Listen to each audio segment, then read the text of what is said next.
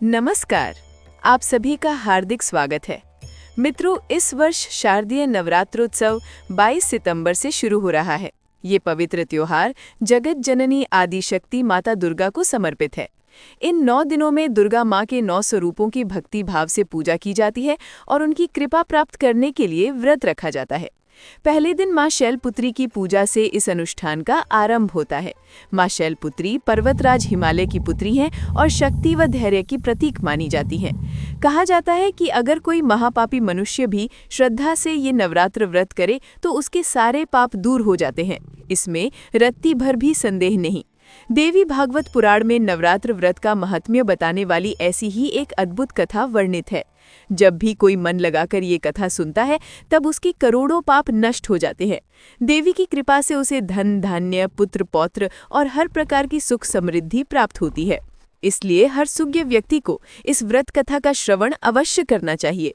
जो भक्त इस कथा को मन से सुनेगा या दूसरों को सुनाएगा और इस पवित्र व्रत कथा का प्रसार करेगा, उसे कभी भी किसी दुख का सामना नहीं करना पड़ेगा, ऐसा कहा जाता है। तो आइए देवी भागवत पुराण की नवरात्र व्रत की ये पुण्यदायी कथा आज हम भक्ति भाव से सुनते हैं। ये कथा सुनते समय आपका मन भक्ति रस में सराबोर हो जाएगा। लेकिन उससे पहले मित्रों, आपसे एक छोटी सी विनती है। मैंने ये कथा बहुत मेहनत से तैयार की है। कृपया मेरी मेहनत के लिए एक लाइक जरूर करें और कमेंट में जय माता दुर्गा अवश्य लिखें। साथ ही चैनल को सब्सक्राइब करना ना भूलें। तो चलिए अब मैं कथा सुनाना शुरू करती हूँ। मित्रों, कैलाश पर्वत के शांत शिखर पर भगवान महादेव गहन ध्यान में तल्लीन थे। उनके चारों ओर हिमालय की नीरव शांति फैली हुई थी और पर्वत की ठंडी मंद बयार शिवजी की जटाओं को हल्के से स्पर्श कर रही थी। इतने में हाथों में वीणा धारण किए देवर्षि नारद कैलाश पर्वत पर आ पहुंचे। नारद को देखते ही भगवान शंकर ने धीरे से अपने नेत्र खोले और उनके मुख पर प्रसन्न मुस्कान खिल उठी। महादेव ने सामने खड़े नारद की ओर स्नेहपूर्ण दृष्टि से देखा। भगवान शिव हंसते हुए बोले, स्वागत है देवर्षि नारद। आज इस पवित्र कैलाश पर आपके आगमन का प्रयोजन क्या है? देवर्षि नारद ने आदरपूर्वक हाथ जोड़कर विनम्र स्वर में कहा, हे देवाधिदेव महादेव, आपको कोटि कोटि प्रणाम। प्रभु, आप सर्वज्ञ हैं, फिर भी जब आप पूछ रहे हैं तो आगमन का कारण बताता हूँ। मैं आपके चरणों में नवरात्र व्रत का महात्म्य सुनने की अभिलाषा लेकर आया हूँ। कृपा करके बताइए कि ये व्रत क्यों किया जाता है, इस व्रत के पालन से कौन सा फल मिलता है और इस व्रत की सही विधि और नियम क्या है? कृपा करके मुझे इन सारी बातों का ज्ञान दीजिए। भगवान शिव ने नारद के वचन सुनकर आनंद पूर्वक अपना मस्तक हिलाया। वे प्रेम पूर्वक बोले, नारद, तुमने अत्यंत उत्तम प्रश्न पूछा है। तुम्हारे माध्यम से समस्त जगत को इस व्रत का महात्म्य ज्ञात होगा। ध्यान पूर्वक सुनो, आज मैं तुम्हें इस व्रत की एक महान कथा सुनाता हूँ। इसे सुनने से न केवल तुम्हारा बल्कि सभी श्रोताओं का कल्याण होगा। इस कथा के उपरांत मैं तुम्हें इस व्रत की संपूर्ण जानकारी, इसकी विधि और नियम भी बताऊंगा। देवर्षि नारद हाथ जोड़कर शांत भाव से बैठ गए। वे बोले, हे प्रभु, मैं ये कथा ध्यानपूर्वक सुनूंगा और निश्चित ही दूसरों को भी सुनाऊंगा। नारद की आंखों में उत्सुकता की चमक थी। भगवान शिव ने सामने बैठे नारद की ओर देखा। नारद का चेहरा भक्ति और जिज्ञासा से दमक रहा था। तब महादेव ने अपने गंभीर किंतु मधुर स्वर में कथा कहना आरंभ किया। शिवजी बोले, पूर्वकाल की बात है। कौशल नाम के देश में सुशील नाम का एक अत्यंत दीनहीन किंतु धर्मपरायण वैश्य रहता था। सुशील का परिवार बहुत बड़ा था, उसके अनेक पुत्र पुत्रियां थी, लेकिन दुर्भाग्यवश उसके पास धन का भारी अभाव था। उसका परिवार रोज भूखे पेट दिन गुजारता था। सुशील स्वभाव से अत्यंत विनम्र और सच्चरित्र था। स्वयं गरीब होते हुए भी वह धर्मपरायण, शांत और सत्यनिष्ठ था। प्रतिदिन वह देवताओं और अपने पितरों की श्रद्धापूर्वक पूजा करता था। उसके द्वार पर आए प्रत्येक अतिथि का वह आदरपूर्वक स्वागत करता। पहले अतिथि को भोजन कराता, फिर बचे हुए अन्न से स्वयं अपना पेट भरता। गुजारे के लिए वे दिन भर दूसरों के खेतों में या बाजार में छोटे मोटे काम किया करता ताकि अपने परिवार के लिए अन्न जुटा सके। फिर भी उसके घर में अन्न की तंगी हमेशा बनी रहती थी। सुशील स्वयं भूखा रहकर भी अपने बच्चों का पालन पोषण करने की चेष्टा करता। यदि पूरे दिन कुछ भी कमाई ना हो तो उसका सारा परिवार उस दिन उपवास करता, और यदि रात में कभी थोड़ा बहुत अन्न मिल भी जाता तो वह सबसे पहले अपने बच्चों के मुख में निवाला डालता और बचे हुए थोड़े से अन्न से स्वयं अपनी क्षुधा शांत कर लेता। परंतु अधिकतर ऐसा होता कि संपूर्ण परिवार दिन भर उपवास ही करता और रात को ही थोड़ा बहुत अन्न चख पाता। बच्चे भूख से व्याकुल होकर रुआसे हो जाते और एक पिता के रूप में अपने बच्चों को ऐसी दशा में देखकर सुशील का हृदय टूट जाता। अंततः असह्य पीड़ा में डूबकर उसने अपने बिलखते हुए बच्चों को चिंता भरे मन से घर के बाहर भेज दिया, क्योंकि उनके सामने परोसने के लिए उसके हाथ में अन्न का एक कण भी नहीं था। बच्चे बाहर कहीं चले गए और दरिद्रता की इस अग्नि ने सुशील का हृदय भीतर ही भीतर जलाना शुरू कर दिया। वह निराधार सी स्थिति में भगवान का ध्यान लगाने बैठ गया। वह आकाश की ओर निहारकर हाथ जोड़कर ईश्वर से प्रार्थना करने लगा, हे परमेश्वर, मुझसे ऐसा कौन सा पाप हुआ जो तू मेरे बच्चों को भूखा रख रहा है? मैं किस पाप का फल भोग रहा हूँ? थोड़ी तो दया कर प्रभु, मेरे मासूम बच्चे भूख से मर रहे हैं। इस प्रकार वह रोते हुए भगवान से प्रार्थना करता रहा और उसकी आंखों से दुख के आंसू निरंतर बहते रहे। उसी अवस्था में एक दिन सुशील के द्वार पर एक तेजस्वी तपस्वी ब्राह्मण भिक्षा के लिए आ खड़ा हुआ। उस ब्राह्मण के तेजस्वी स्वरूप को देखते ही सुशील श्रद्धापूर्वक उन्हें अपने घर के भीतर ले आया। उसने बड़ी मुश्किल से बचाकर रखा हुआ थोड़ा सा अन्न उस अतिथि ब्राह्मण को आदर सहित अर्पित कर दिया। फिर दोनों हाथ जोड़कर भूमि पर मस्तक टेककर उसने ब्राह्मण देव की पूजा की। ब्राह्मण की सेवा करके सुशील ने अत्यंत व्याकुलता से पूछा, हे ब्राह्मण देव, आपके आगमन से मेरा घर पवित्र हो गया। क्या मैं आपसे एक प्रश्न पूछ सकता हूँ? सुशील की आंखों में आंसू झिलमिला रहे थे और उसका गला रुंधा हुआ था। संत ने सौम्य मुस्कान के साथ सहमति में सिर हिलाया और बोले, महात्मन, आपकी दानशीलता और अतिथि सेवा पूरे गांव ने प्रशंसित है। आपके आतिथ्य का यश सुनकर ही मैं यहाँ आया हूँ। संकोच न करें, खुलकर अपनी शंका बताइए। तब सुशील व्याकुल होकर बोला, हे ब्राह्मण देव, कृपा करके मुझे बताइए कि मेरे इस घोर दारिद्र्यता का नाश कैसे होगा। इस निर्धनता के कारण मैं अपने परिवार का भरण पोषण नहीं कर पा रहा हूँ। मुझे स्वयं के लिए धन की कोई लालसा नहीं, पर ऐसा कुछ मार्ग बताएं जिससे मैं अपने परिवार को 2 समय का भोजन दे सकूं।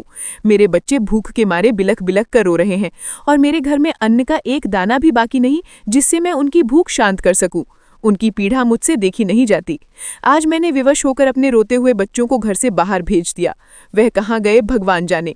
उनकी चिंता में मेरा हृदय शोक की अग्नि में जल रहा है। मेरी बेटी की उम्र अब विवाह योग्य हो चुकी है, लेकिन कन्यादान करने के लिए मेरे पास कुछ भी नहीं। उसके विवाह के लिए धन चाहिए और मेरे तो हाथ खाली हैं। हे विप्रश्रेष्ठ, इन्हीं सब कारणों से मैं अत्यंत चिंतित हूँ। दयानिधान, आप विद्वान हैं, अपने ज्ञान के बल पर मुझ पर कुछ कृपा कीजिए। कोई तप, मंत्र या व्रत बताइए जिससे मैं अपने परिवार का भरण पोषण कर सकूं। महाभाग, आपकी कृपा से ही मेरा परिवार सुखी हो सकता है। कृपा करके सोच विचार कर मुझे कोई उपाय सुझाइए। सुशील की यह मार्मिक याचना सुनकर ब्राह्मण का हृदय द्रवित हो उठा। उन्होंने प्रसन्न होकर अपना दाहिना हाथ सुशील के सिर पर आशीर्वाद स्वरूप रखा और शांत स्वर में कहने लगे, हे वैश्य, मैं तुम्हारा दुख भली भांति समझ गया हूँ। अब तुम चिंता छोड़ दो। मैं तुम्हें एक अचूक उपाय बताता हूँ। तुम श्रद्धा के साथ शारदीय नवरात्र व्रत का अनुष्ठान प्रारंभ करो। इस व्रत में भगवती आदिशक्ति की विधि विधान से पूजा और हवन किया जाता है और देवी के पवित्र मंत्रों का जाप होता है। देवी की उपासना करने से तुम्हारा सारा कार्य सिद्ध हो जाएगा और तुम्हारा दारिद्र्य निःशेष नष्ट हो जाएगा। हे सुशील, नवरात्र नामक ये पवित्र और मंगलमय व्रत इस पृथ्वी पर श्रेष्ठतम है। इस व्रत के समान कोई अन्य व्रत नहीं। ये व्रत सदा ज्ञान और मोक्ष प्रदान करने वाला है, सुख संपदा को बढ़ाने वाला है और शत्रुओं का पूर्ण संहार करने वाला है। इस व्रत की महिमा अपार है। वनवास काल में सीता के विरह के दुख से व्याकुल प्रभु श्री राम ने भी किष्किंधा पर्वत पर इस व्रत का अनुष्ठान किया था।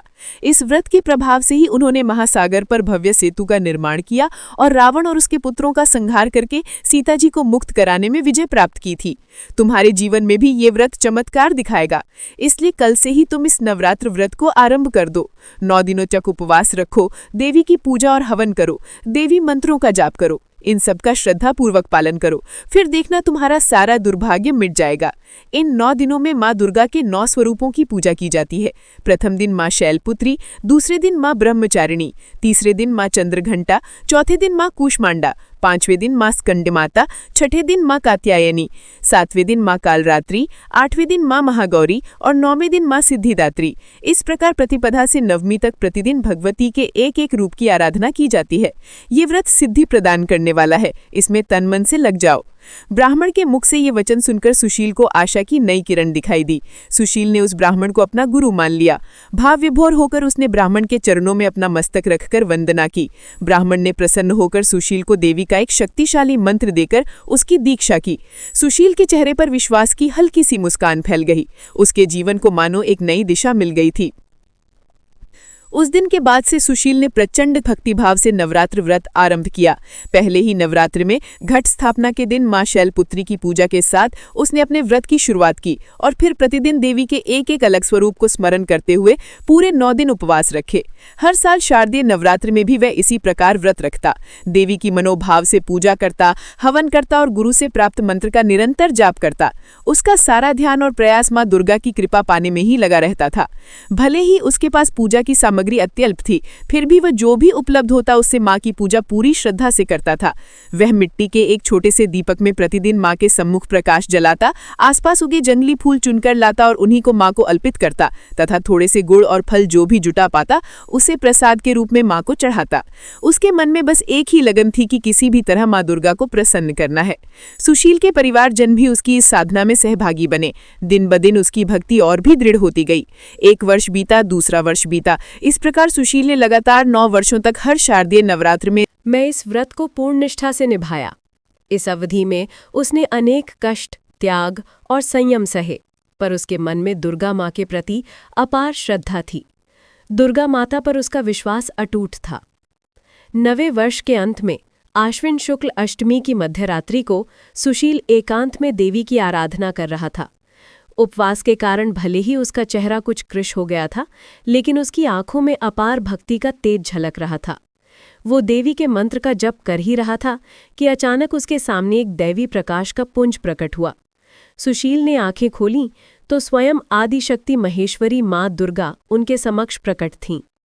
देवी का रूप इतना अद्भुत था कि सुशील टकटकी लगाकर निहारता ही रह गया। देवी का स्वरूप तेजोमय था। मस्तक पर मुकुट, भाल पर चंद्रकोर, हाथों में त्रिशूल, कमल और खड्ग धारण किए सिंहवाहिनी दुर्गा सुशील के सामने खड़ी थीं। देवी के मुख पर प्रेममय मुस्कान और करुणा की आभा थी। साक्षात दुर्गा के दर्शन होते ही सुशील की आंखों में आनंद के आंसू छलक उठे। उसके पूरे शरीर में रोमांच छा गया। शरीर कांप रहा था। तभी सुशील ने भूमि पर साष्टांग दंडवत किया। आंसुओं से डबडबाई उसकी आंखें बंद होने का नाम ही नहीं ले रही थी। बची हुई शक्ति बटोरकर सुशील बोला, हे माँ, हे जगत जननी, आपके दर्शन से आज मेरा जीवन धन्य हो गया। उसका कंठ रुंध गया। हृदय आनंद और भक्ति से भर उठा था। देवी आगे बढ़ीं और उन्होंने अपने हाथों से सुशील को उठाया। मधुर मुस्कान के साथ दुर्गा माता ने कहा, उठो मेरे प्रिय भक्त। उनका स्वर सुशील की अंतरात्मा को छू गया। देवी बोली, वत्स, तुम्हारी निष्ठा और भक्ति से मैं अत्यंत प्रसन्न हूँ। तुमने इतनी दृढ़ता से उपवास और साधना की है, इसलिए संतुष्ट होकर मैं स्वयं तुम्हारे सामने प्रकट हुई हूँ। तुम्हारा तप पूर्ण हुआ। अब मांगो जो भी तुम चाहो, निशंक होकर वरदान मांगो। तुम्हारी प्रत्येक मनोकामना पूर्ण होगी। जगदम्बा के मुख से ये शब्द सुनते ही सुशील के हर्ष का ठिकाना न रहा। फिर भी वो अत्यंत विनम्रता से माता के चरणों में ही लेटा रहा। सुशील की आंखों से आनंद अश्रु बहते जा रहे थे। वो बोला, माते, मुझे आपके दर्शन मिल गए। इससे बड़ा लाभ मुझे क्या प्राप्त हो सकता है? मैं तो आपके दर्शन से ही कृतार्थ हो गया हूँ। हे माँ, त्रिभुवन सुंदरी, सर्वशक्तिमान जगत जननी, मुझ तुच्छ भक्त पर कृपा करके आपने दर्शन दिए, यही मेरे लिए सबसे बड़ी प्राप्ति है। अब मेरे मन में और कोई इच्छा शेष नहीं रही। क्षण भर रुककर सुशील ने अपने आंसू पोंछे और आगे बोला, माँ, आपने मुझ पर इतना महान उपकार किया है कि मेरा सारा दुख मिट गया है। फिर भी एक विनती है, कृपा करके मेरे पुत्र पुत्रियों पर ऐसी दया करें कि उन्हें भरपेट अन्न मिलता रहे, उन्हें कभी भी भूखे पेट नहीं सोना पड़े। अपने बच्चों को सुखी देखना ही अब मेरा एकमात्र ध्येय है। सुशील की ये विनम्र प्रार्थना सुनकर देवी के मुख पर एक करुणामय मुस्कान खिल उठी। प्रेमपूर्ण स्वर में दुर्गा माता ने कहा, हे सुशील, तुम्हारी भक्ति सच्ची और हृदयस्पर्शी है। अपने बच्चों के लिए तुम्हारे हृदय में जो व्यथा है वो मैंने देखी है। इस प्रार्थना से मैं अत्यंत संतुष्ट हूँ। तुमने अपने लिए कुछ भी नहीं मांगा, केवल अपनी संतानों के लिए भोजन की विनती की है। तुम्हारे इस निस्वार्थ प्रेम ने मेरा हृदय और भी प्रसन्न कर दिया है। आज से तुम्हारे दरिद्रता के दिन समाप्त हुए। तुम्हारा घर धन धान्य से भर जाएगा। तुम्हारे परिवार पर से सभी कष्ट दूर हो जाएंगे। तुम्हारे बच्चे भाग्यशाली होंगे और उनका भविष्य उज्जवल होगा। तुम्हारी कन्या का भी शीघ्र ही सुयोग्य वर के साथ विवाह होगा। तुम्हारी आगे की पीढ़ियों तक तुम्हारे घराने पर मेरा आशीर्वाद बना रहेगा। देवी ने आशीर्वाद देते हुए अपना हाथ सुशील के सिर पर रखा और आगे बोली, अब तुम्हारे परिवार को कभी भी अन्न की कमी नहीं होगी।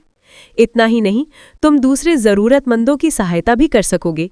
इतना ऐश्वर्य मैं तुम्हें प्रदान करती हूँ। मेरी कृपा से तुम्हारा घर पूर्णतः संपन्न हो जाएगा। अब प्रसन्नतापूर्वक अपना जीवन बिताओ और सदा मेरी भक्ति में लीन रहो। देवी के वचन समाप्त होते ही वो तेजस्वी मूर्ति धीरे धीरे अंतर्धान हो गई। सुशील आंखें फाड़कर उस दिव्य स्वरूप को तब तक निहारता रहा जब तक कि वो आकृति अदृश्य न हो गई। देवी के अदृश्य होते ही अंधेरी रात का परिवेश तेजस्वी प्रकाश से जगमगा उठा। सुशील की छोटी सी झोपड़ी कब एक विशाल भव्य राजमहल में बदल गई, ये उसे स्वयं भी पता नहीं चला। सर्वत्र सुनहरी आभा फैल गई। उस राजमहल में स्वर्ण, रत्न, मोती जैसी असंख्य संपदा भरी थी। अन्न के कोठार अनाज से लबालब भर गए थे। सुशील के सारे बच्चे आनंदपूर्वक मुस्कुरा रहे थे और पेट भरकर भोजन कर रहे थे। जिस परिवार को कुछ देर पहले तक अन्न के लिए तरसना पड़ रहा था, उन पर आज सुख की वर्षा हो गई थी। सुशील की आंखों को अपने आसपास का नजारा मानो स्वप्न जैसा लग रहा था। जिस घर में एक समय के भोजन की भी चिंता थी, वो घर अब सुख समृद्धि के सागर में डूब चुका था। उसने कृतज्ञतापूर्वक फिर एक बार पृथ्वी पर सिर झुकाकर माँ दुर्गा को प्रणाम किया। सुशील के हृदय में देवी के प्रति प्रेम और बढ़ गया। सुबह जब पड़ोसियों ने देखा कि सुशील की झोपड़ी की जगह एक आलीशान महल खड़ा है, तो वे अचंभित रह गए। सुशील ने हर्षित मन से सभी को बताया कि ये माँ दुर्गा की कृपा से हुआ है। ये जानकर पूरे गांव वाले देवी की महिमा पर आश्चर्य करने लगे और माता की जय बोलने लगे। सुशील ने अपनी संपन्नता का उपयोग जरूरतमंदों की सहायता करने में भी किया और सदा माँ दुर्गा को स्मरण करते हुए दान पुण्य करता रहा। आगे चलकर सुशील की कन्या का विवाह भी बड़े धूमधाम से संपन्न हुआ। सुशील वैश्य जीवन भर देवी की भक्ति करता रहा और उनके प्रति कृतज्ञता प्रकट करता रहा। उसके परिवार के लोगों ने भी माता दुर्गा के चरणों में अटूट श्रद्धा बनाई रखी और वे सभी देवी के आशीर्वाद से सुखी जीवन बिताने लगे। इतनी कथा सुनाकर भगवान शिव रुक गए। नारद मुनि अभिभूत होकर उस कथा में पूरी तरह डूब गए थे। उनके नेत्रों में भी भाव विभोर अश्रु छलक आए। दोनों हाथ जोड़कर नारद ने महादेव को प्रणाम किया और भर्राए कंठ से बोले, हे महादेव, इस अद्भुत और भक्तिमय कथा के लिए मैं आपका अत्यंत ऋणी हूँ। ये कथा सुनते समय मेरा हृदय भक्ति रस से भर गया। माता दुर्गा की कृपा कितनी अपार है, ये अनुभव हो गया। महादेव संतोष से मुस्कुराए और नारद से बोले, हे नारद, नवरात्र व्रत की ये महान कथा केवल सुन लेने मात्र से मनुष्य के सभी पाप नष्ट हो जाते हैं और उसे व्रत का फल प्राप्त होता है। जो मनुष्य संपूर्ण 9 दिन उपवास नहीं कर सकता, वो यदि केवल 3 दिन भी उपवास कर ले तो उसे यथेष्ट फल मिल जाता है। कुछ भक्त शारीरिक कारणों से पूरे 9 दिन उपवास नहीं कर पाते। ऐसे लोगों के लिए सप्तमी, अष्टमी और नवमी इन 3 दिनों में उपवास करने का विधान है। भक्ति भाव से केवल इन तीनों तिथियों की रात्रियों में देवी की पूजा कर ली जाए तो भी संपूर्ण फल मिल सकता है। इस व्रत के काल में जो भी श्रद्धापूर्वक देवी की आराधना करते हैं, उनका कल्याण होना निश्चित है। नवमी को कुमारी कन्याओं का पूजन करके तथा ब्राह्मणों को भोजन खिलाकर व्रत की पूर्णता की जाती है। पूजा, हवन, कन्या पूजन और सत्कर्मों द्वारा ये नवरात्र व्रत पूर्ण होता है। इस पृथ्वी पर जितने भी व्रत और दान धर्म हैं, उनमें से कोई भी इस नवरात्र व्रत की बराबरी नहीं कर सकता, क्योंकि ये व्रत हमेशा भक्तों को धन धान्य देता है, सुख और संतति बढ़ाता है, आयु एवं आरोग्य प्रदान करता है और अंततः स्वर्ग और मोक्ष तक देता है। इतने महान फल इस व्रत के अनुष्ठान से प्राप्त होते हैं। जिसे विद्या, धन या संतान चाहिए, उसे इस सौभाग्यदायक और कल्याणकारी व्रत का विधिपूर्वक अनुष्ठान करना चाहिए। इस व्रत को करने वाले भक्त को इच्छानुसार सभी वस्तुएं प्राप्त होती हैं। जिसे विद्या चाहिए, वो इस व्रत के प्रभाव से समस्त विद्याएं अर्जित कर सकता है। और जो राजा अपने राज्य से वंचित हो गया हो, वो ये व्रत करके अपना खोया हुआ राज्य फिर से पा सकता है। जिन्होंने गत जन्म में ये उत्तम व्रत नहीं किया, वे लोग इस जन्म में रोगी, दरिद्र या निस्संतान होते हैं। जो स्त्री बांझ हो, विधवा हो या दरिद्र हो, उसके बारे में ये समझना चाहिए कि उसने पूर्व जन्म में ये व्रत नहीं किया था। और जिसने इस जगत की सर्वश्रेष्ठ कल्याणमयी भगवती की उपासना नहीं की, वो मनुष्य पृथ्वी पर सदैव अनेक प्रकार के दुखों से ग्रस्त रहता है, दरिद्र रहता है और शत्रुओं से पीड़ित रहता है। हे नारद, भगवान शिव आगे बोले, अब मैं तुम्हें इस व्रत की नियमावली बताता हूँ, ध्यानपूर्वक सुनो। नवरात्र व्रत का आरंभ करते समय भक्त को पवित्र मन से और दृढ़ निश्चय के साथ संकल्प करना चाहिए। यही संकल्प उस भक्त के आध्यात्मिक सफर की शुरुआत होती है, जो अंत में उसे देवी की कृपा तक ले जाती है। जब कोई व्रती देवी दुर्गा की उपासना करने का संकल्प कर लेता है, तब उसे अपना मन और शरीर शुद्ध रखना चाहिए।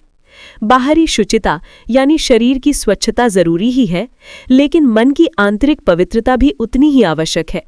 इसलिए व्रत का आरंभ हमेशा शुद्ध संकल्प से करें, जिसमें हम खुद को देवी के चरणों में अर्पित करने की प्रतिज्ञा करते हैं। इस व्रत के दिनों में आहार का विशेष ध्यान रखें। केवल वही भोजन ग्रहण करें जो पवित्र और सात्विक हो। भोजन में किसी भी प्रकार का तामसिक पदार्थ जैसे मांसाहार, मछली, प्याज, लहसुन आदि नहीं होना चाहिए। यदि संभव हो तो पूरे 9 दिन उपवास रखें, इसे उत्तम माना जाता है।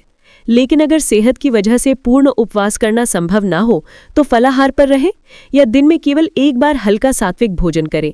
भोजन शुद्ध और सात्विक होने से मन शांत और एकाग्र रहता है और साधना में अधिक मन लगता है। नवरात्रि के दिनों में संयम पूर्वक जीवन बिताएं। क्रोध, लोभ, मोह और द्वेष जैसे सब विकारों से दूर रहने का प्रयत्न करें। ये दिन आत्मशुद्धि और साधना के हैं। अपने मन, वचन और कर्म से इन दिनों किसी को भी कष्ट न पहुंचाएं।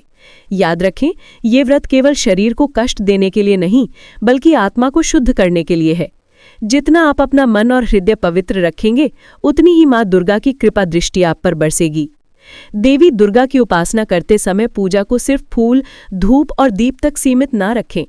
अपने अंतःकरण की अपार भक्ति भी माँ के चरणों में अर्पित करें। देवी को लाल पुष्प अति प्रिय है, इसलिए लाल पुष्पों का नैवेद्य चढ़ाएं, लेकिन इससे भी अधिक महत्वपूर्ण है मन की पूर्ण शरणागति। देवी के 9 रूपों में से प्रत्येक दिन एक एक रूप की आराधना करें और उनकी शक्ति का चिंतन करें। उनकी आरती गाएं, स्तुति करें और उनकी दिव्य कथाएं श्रवण करें और औरों को भी सुनाएं। इस व्रत के दौरान तामसिक प्रवृत्ति की किसी भी चीज से दूर रहें। मांस, मदिरा जैसे तामसिक आहार इन दिनों पूरी तरह वर्जित हैं। साथ ही आचरण में भी तामसिक भाव से दूर रहें। व्रतधारी भक्त को 9 दिन पूर्णतः सात्विक जीवन जीना चाहिए, जिससे उसकी उपासना में कोई विघ्न न आए। ये 9 दिन सिर्फ उपवास और तपस्या की ही नहीं, बल्कि आध्यात्मिक जागरण के भी हैं। हे नारद, भगवान शिव बोले, ये व्रत केवल सांसारिक इच्छाओं की पूर्ति के लिए नहीं, बल्कि आत्मिक उत्थान के लिए भी है। जो श्रद्धा और भक्ति भाव से इस व्रत का पालन करता है, उसे देवी दुर्गा की कृपा प्राप्त होती है। उसके सारे कष्ट मिट जाते हैं और उसकी सभी मनोकामनाएं पूरी होती हैं। इसलिए जो भी इस व्रत का संकल्प करे, उसे तन, मन और आत्मा की पूर्ण शुद्धता रखकर ही ये साधना करनी चाहिए। नारद मुनि ने उत्सुकतापूर्वक पूछा, हे महादेव, आपने बताया कि नवरात्र के प्रथम दिन माँ शैलपुत्री की पूजा होती है। कृपा करके उनके स्वरूप और कहानी के बारे में भी विस्तार से बताइए। माँ शैलपुत्री का महत्व क्या है? भगवान शिव ने उत्तर दिया, हे नारद, माँ शैलपुत्री देवी दुर्गा के नव दुर्गा में प्रथम स्वरूप हैं। पूर्व जन्म में वही सती थीं, जो प्रजापति राजा दक्ष की पुत्री और मेरी अर्धांगिनी थीं। एक बार राजा दक्ष ने एक महान यज्ञ का आयोजन किया, जिसमें उन्होंने सभी देवताओं को आमंत्रित किया, परंतु मुझे आमंत्रित नहीं किया, क्योंकि उनके हृदय में मेरे प्रति अनादर था। जब सती को इस यज्ञ का पता चला, तो मेरे मना करने के बावजूद वे अपने पिता के यज्ञ में पहुंची। वहां उन्होंने देखा कि दक्ष मेरे प्रति अपमानजनक बातें कह रहे हैं। पति का अपमान सह ना पाने के कारण सती क्रुद्ध और व्यथित हो उठी और क्षोभ में आकर उन्होंने उसी यज्ञ कुंड की अग्नि में स्वयं को समर्पित कर दिया। सती के देह त्याग के बाद मैं भी शोक और क्रोध से व्याकुल हो उठा और तांडव किया। सृष्टि का संतुलन बिगड़ने लगा। बाद में सती ने अगले जन्म में पर्वतराज हिमालय के घर पुत्री रूप में अवतार लिया। इस जन्म में उनका नाम पार्वती रखा गया। पर्वत की पुत्री होने के कारण वे शैलपुत्री कहलाईं। युवावस्था में मां पार्वती ने भगवान शिव को पुनः पति रूप में पाने के लिए कठोर तप किया। उनकी घोर तपस्या से प्रसन्न होकर मैंने पार्वती से विवाह किया। इस तरह सती और शिव का पुनर्मिलन हुआ। मां शैलपुत्री का स्वरूप अत्यंत सौम्य किंतु शक्तिशाली है। उनके एक हाथ में त्रिशूल है और दूसरे हाथ में कमल का फूल सुशोभित है। उनका वाहन वृषभ बैल है जो स्थिरता और शक्ति का प्रतीक माना जाता है। नवरात्रि के पहले दिन मां शैलपुत्री की पूजा करने से भक्तों को जीवन में स्थिरता, धैर्य और शक्ति प्राप्त होती है। वे भक्तों को आध्यात्मिक बल प्रदान करती हैं और सभी बाधाओं को दूर करने में सहायक होती हैं। मां शैलपुत्री के गौरवमय स्वरूप को जानकर नारद मुनि का हृदय श्रद्धा से भर गया। उन्होंने भावोविभोर होकर जय माता शैलपुत्री, जय मां दुर्गा का उच्चारण किया और महादेव को नमन किया। भगवान शिव ने इस प्रकार नारद को नवरात्र व्रत का महात्म्य, कथा और नियम बता दिए। महादेव के मुख से यह अमूल्य ज्ञान सुनकर नारद मुनि अभिभूत हो गए। उन्होंने उत्साहित होकर महादेव के चरणों में मस्तक रखकर प्रणाम किया और विनीत भाव से बोले, प्रभु, आपकी कृपा से मुझे इस व्रत का अद्भुत महात्म्य मालूम हुआ। मैं ये ज्ञान अवश्य जगत भर में प्रसारित करूंगा, जिससे असंख्य जीवों का कल्याण होगा। नारद के ये शब्द सुनकर भगवान शिव ने उन्हें आशीर्वाद देते हुए उठाया। कैलाश पर्वत के उस दिव्य वातावरण में नारद और शिव के मुख कमल आनंद से उज्जवल हो उठे थे। देवर्षि नारद ने महादेव को पुनः प्रणाम किया और विश्व की कल्याण हेतु वो कथा लोकों में सुनाने आगे बढ़ गए। मित्रों, ऐसी है ये पवित्र नवरात्र व्रत कथा। इस कथा से हमें ज्ञात होता है कि मां दुर्गा की कृपा सच्चे भक्तों पर सदा बनी रहती है। ये कथा हमें सिखाती है कि जब हम निष्कपट भाव से और अटल श्रद्धा से देवी की उपासना करते हैं, तब देवी हमारी सभी मनोकामनाएं पूर्ण करती हैं और हम पर सुख समृद्धि की वर्षा करती हैं। सुशील की तरह हम भी जीवन के हर संकट का सामना भक्ति और धैर्य से करें, क्योंकि मां की कृपा साथ होगी तो कोई भी दुख टिक नहीं सकता। माता दुर्गा अपनी कृपा दृष्टि इसी प्रकार सभी भक्तों पर बनाए रखें, यही प्रार्थना है। हम कामना करते हैं कि मां हमें सदा बल, बुद्धि, धैर्य और भक्ति प्रदान करें, ताकि हम जीवन की हर चुनौती पर विजय प्राप्त कर सकें। जय दुर्गे माता, जय माता दी। मित्रों, आपको ये कथा कैसी लगी? कमेंट करके ज़रूर बताइए। वीडियो अच्छा लगा हो तो लाइक करें और कमेंट में जय मां दुर्गा अवश्य लिखें। साथ ही चैनल को सब्सक्राइब करना ना भूलें। तो चलिए, मैं यहीं विराम लेती हूँ और कल फिर एक नई कथा लेकर उपस्थित होंगी। धन्यवाद।